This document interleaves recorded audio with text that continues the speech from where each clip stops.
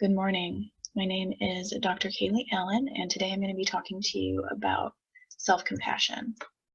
So when I say the word self-compassion, a lot of people roll their eyes at me. That's touchy-feely therapist stuff. People tell me there's a reason they tend to be hard on themselves. They expect a lot. They strive for excellence. They don't want to stagnate. They want to push themselves always to improve and to grow.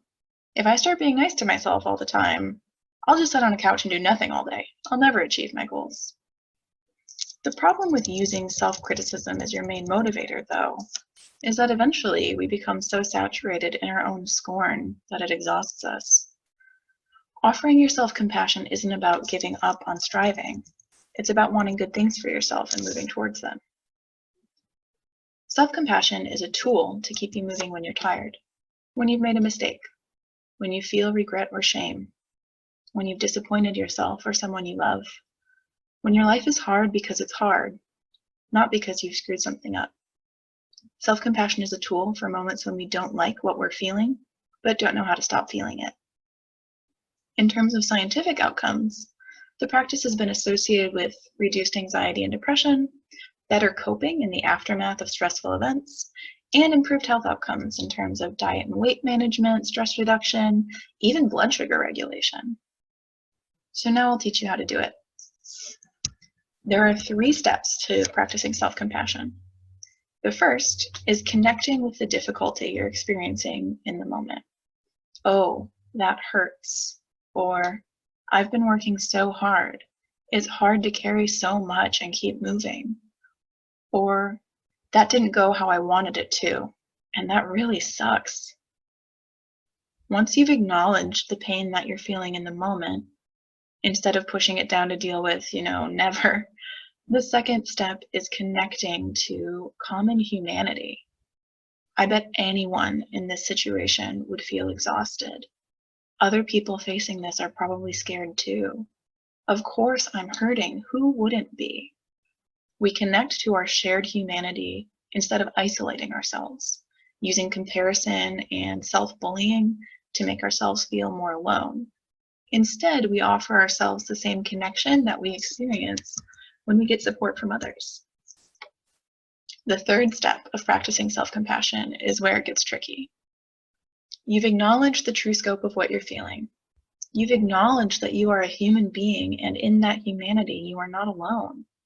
Now you have to offer yourself something kinder or softer or simply more useful than whatever's been bouncing around your brain up until this moment. You can make it specific. I am worthy of my own kind regard. May I loosen my grip on self-blame. May I forgive myself for what I said to my wife. Or you can go broad. May I be happy, healthy, and well. I deserve good things in my life. May I be free from suffering and the causes of suffering. The point is to offer yourself a moment of softness, of relief. So put it all together. Acknowledge the pain, connect to your common humanity, offer yourself kindness. We might end up with something like this. I made a mistake and I hate that. I'm imperfect like everyone else. I can forgive myself for this mistake and the mistakes I know I will make in the future. I'm a human being in an impossible situation, and I'm trying very hard to do my best. So put your hand over your heart now, if you can. Try to press warmth and light into yourself. In your heart, imagine the feeling of compassion, the tightness of the throat, the fluttering, the feeling of expansion and lift through your chest. Maybe it feels like being on the edge of tears. Maybe it feels soaring like laughter.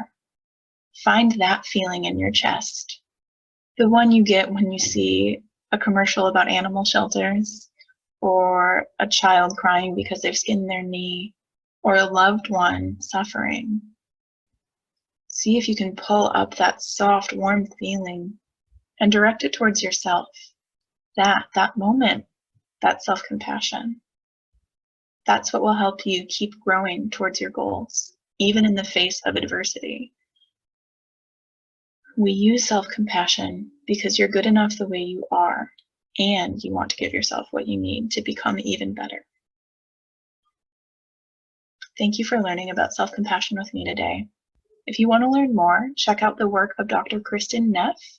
Look into the free guided self-compassion meditations on apps like Insight Timer, or check out the second video that I've created where I'll guide you through a self-compassion meditation, going through those 3 steps and practicing it to give yourself a little bit of relief so that you can go back to your hard job and keep being effective. Thank you for joining me today.